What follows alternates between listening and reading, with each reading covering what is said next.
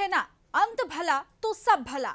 अब इसी पड़ाव पर यूपी की राजनीति भी पहुंच चुकी है। आखिरी के दो पड़ाव पर कौन किस पर भारी पड़ता है, पूर्वांचल की राह किसके लिए चुनौती लेकर आएगी, क्या आखिरी के दो पड़ाव लखनऊ का रास्ता तय करेगी? जानने के लिए देखिए इस रिपोर्ट को।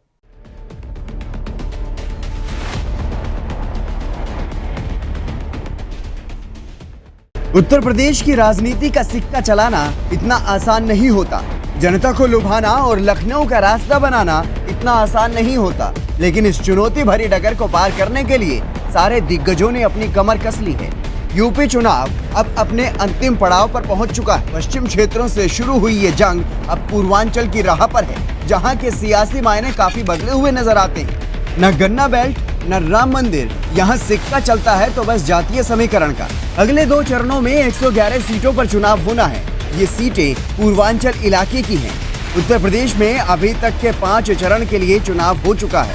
भले ही अलग अलग मुद्दे अब तक हावी रहे हों, पर पूर्वांचल में जाति के इर्द गिर्द ही चुनाव लड़ा जा रहा है। माना जाता है कि पूर्वांचल में दलित ओबीसी वोट बैंक जिस भी पार्टी के खाते में गया, सत्ता उसी की हो गई। यूपी के छठे और 7वें चरण के चुनावी इलाके के सियासी समीकरण को देखें तो ओबीसी और दलित समाज के मतदाता निर्णायक भूमिका में हैं।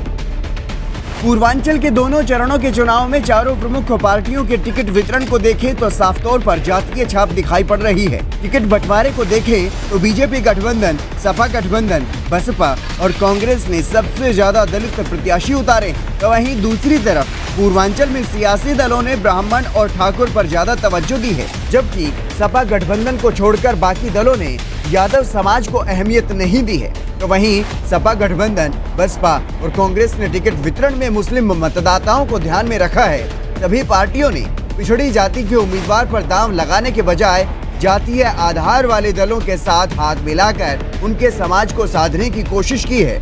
अब धार्मिक ध्रुवीकरण से ज्यादा जातीयता के बिसात पर बिछाई गई चौसर में ही सब खेल होगा। सबसे बड़ा सवाल, आखिर के दो पड़ाव में जातियां किस पर भारी पड़ेंगी? जातीय आधार वाली छोटे दलों की ताकत पूर्वांचल में 2017 के चुनाव में खूब उभर कर सामने आई थी। 2017 में भी इन्हीं चरणों में बीजेपी आगे निकलकर सामने आई थी। तो क्या इस बार भी बीजेपी का पलड़ा भारी रहेगा या सफाया होगा? ये तो आने वाले 10 मार्च को ही सामने आएगा। Bureau report, R9 news.